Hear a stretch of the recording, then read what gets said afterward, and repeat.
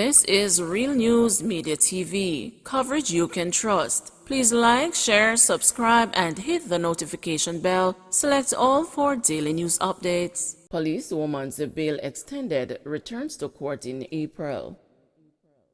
Detective Sergeant Tamika Taylor, who released a video claiming several injustices have been meted out to her by senior members of the police high command, is to return to court in April.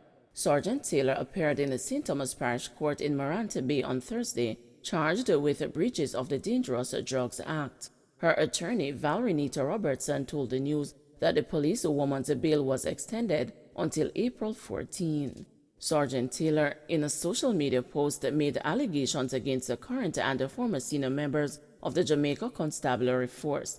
She said on January 15, 2020, she met with the current police commissioner, Major General Anthony Anderson, and blew the whistle on several high-ranking members of the JCF.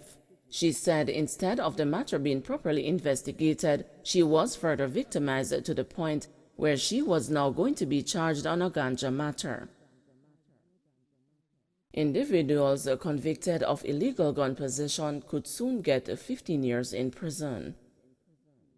Offenders convicted of illegal possession of a firearm in Jamaica could soon face a mandatory minimum sentence of 15 years behind the bars. This is a major provision of the new Firearms Prohibition, Restriction and Regulation Act 2022. The bill, which was tabled Thursday in the House of Representatives by the Minister of National Security, Dr. Horace Chang, will replace the 1967 Firearms Act. The bill will be reviewed by a joint select committee of the House and the Senate. Previously, it was left up to judges to determine how much time a convict would spend behind bars, as there was no minimum sentence. The maximum sentence of life imprisonment under the old law will be retained in the new legislation. The bill introduces new provisions which will address Jamaica's adherence to international obligations. These include provisions relating to stockpiling, trafficking, diversion, marking of firearms, and the capturing of ballistic signatures. The bill further provides for the treatment of regulated activities in relation to the manufacture, trade, stockpiling, possession, and the use of firearms and ammunition in Jamaica, and the creating offenses for breaches of the regulatory regime, Chang noted. He highlighted that the bill introduces harsher penalties for offenses connected to illicit trade, manufacture, stockpiling, possession, and the use of illegal guns. The security minister pointed out that for the last 25 years, Jamaica has recorded on average 1,270 murders annually, the vast majority being committed with illegal guns. The government's multifaceted approach has included making significant investments in building out police capacity to investigate and conduct targeted operations based on credible intelligence. We have begun to see the results of these increased competencies. The people of Jamaica can be assured that this investment in the police force will continue as a fundamental aspect of our national security response, Chang added. He stated that the proliferation of illegal guns is a catalyst for murders. He pointed out that for the 4-year period 2018 to 2021, some 2,700 firearms and more than 44,000 rounds of ammunition were seized. Last year, 85% of murders were committed with the use of a gun, while 72% were attributed as gang-related. At the same time, 80% of the 765 robberies involved the use of a firearm, and 1,258 shooting incidents were recorded across the island. Gang feuds featured prominently in murders committed using illegal guns which are being illegally trafficked into Jamaica and used to kill our people, Chang outlined. Alleged intruder stabbed to death in St. Anne.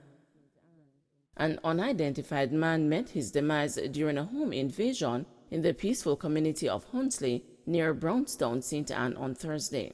Another man was injured in the incident. According to reports, the now deceased man entered the home of an 83-year-old returning resident with a machete and demanded that the elderly woman and her relative, who were inside the house at the time, leave the premises which he claimed he owned.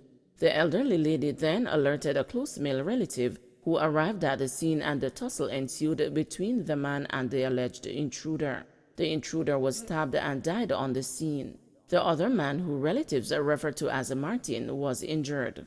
The news understands that the now deceased had trespassed on a number of occasions prior to the fatal incident. Businessmen charged with cyber crimes. Businessmen Courtney Wilkinson and John Levy have been arrested and charged with breaches of the Cybercrimes Act. Wilkinson, 57, and Levy, 59, were charged yesterday with unauthorized access to computer program or data, conspiracy to gain unauthorized access, conspiracy to access with intent to commit or facilitate the commission of offense, and the conspiracy to unauthorized the modification of computer program or data following an interview in the presence of their lawyers. It is alleged that the businessmen, who were at the time directors of West Indies Petroleum, gained unauthorized access to the emails of the company's chief executive officer and the 3 other senior staff members. It is further alleged that the men were assisted by 36-year-old IT specialist Winston Henry, who was charged for similar offenses on Monday, February 7. They were all granted bail in the sum of $400,000 and are to appear in the Kingston and the St. Andrew Parish Court on March 23. Family cries foul as a cop fatally shoots a mentally ill man. Relatives of a 30-year-old mentally challenged man who was fatally shot by a police officer outside his gate in Amity District, Westmoreland on Tuesday are claiming that he was killed in cold blood. According to police reports, shortly after 9 a.m., a team of officers had gone to Piper's Corner in Amity in search of Dane Wedderburn, who was wanted for questioning in connection with a rape investigation.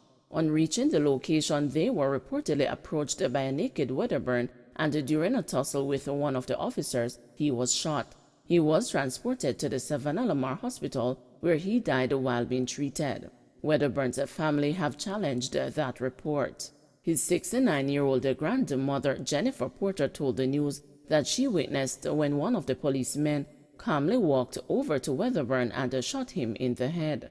The police them come in Havana ask me for my grandson, and me tell them say him is not here right now, and him say if him see him going to shoot him, the woman said. She alleged that her grandson soon emerged from the back of the house to inquire why they had threatened to kill him. I went out behind him, and the police come out of the van, walk up to him and give him 1 shot, Porter claimed. Me say, officer, you have no right to shoot him because him full naked and him don't have a weapon.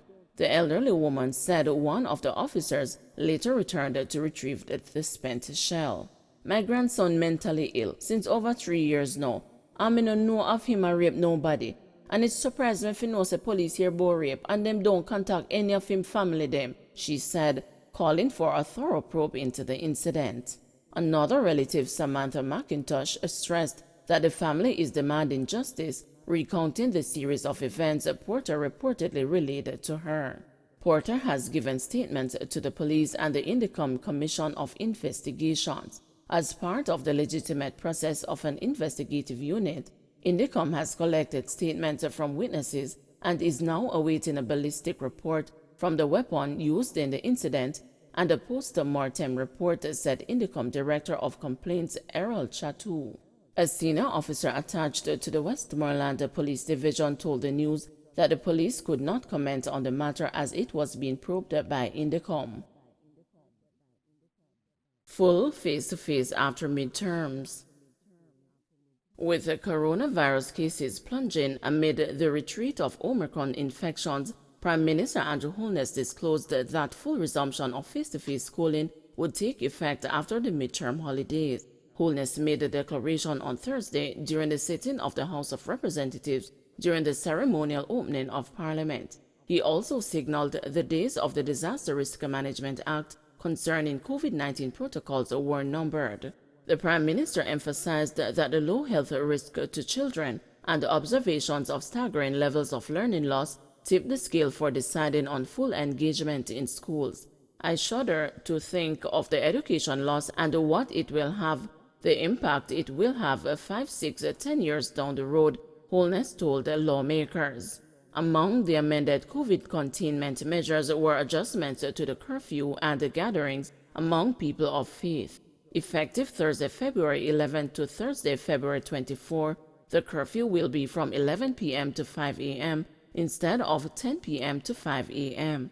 The gathering limit of 100 people for churches will be removed and instead will be based on the capacity of the building given social distance guidelines.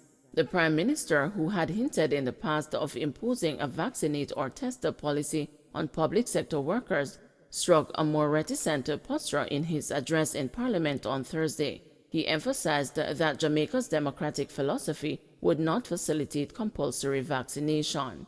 The government has been unfairly cast in many ways as saying that we are promoting a compulsory vaccination policy. I recall distinctly when the question of vaccination was first raised, what is the position of the government? And we were quite clear that there would be no mandatory compulsory vaccination. That would just not be possible in our system of governance, he said. Don't forget to like, share, subscribe, and hit the notification bell. Select all for daily news updates.